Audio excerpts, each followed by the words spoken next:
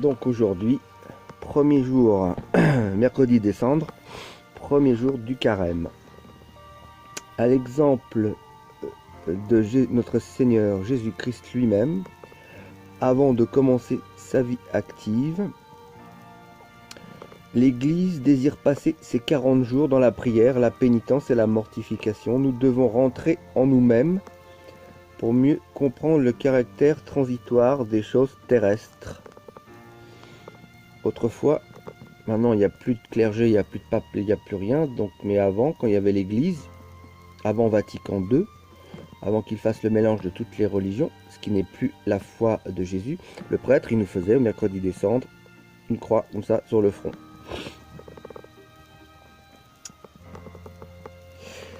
Comprendre le caractère transitoire des choses terrestres, la nécessité de la mortification de nos vies et de nos péchés, enfin la nécessité d'une prière persévérante et instante, afin de ne pas rendre inutile pour nous les souffrances et la vie du Seigneur, et pouvoir ressusciter le matin de Pâques avec lui, à une vie nouvelle. Ce sont là les pensées principales de la liturgie du carême, et aussi les sentiments dans lesquels l'Église désire que nous passions ce saint repas.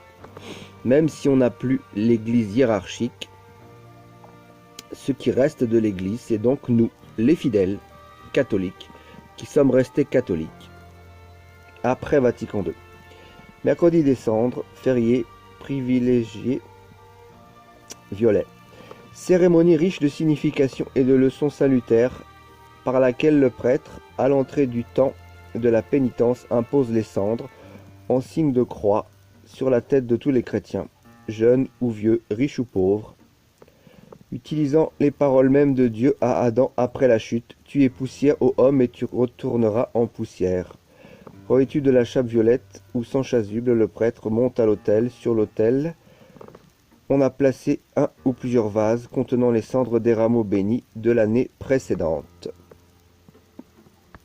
Celui qui méditera jour et nuit la loi du Seigneur portera son fruit en son temps.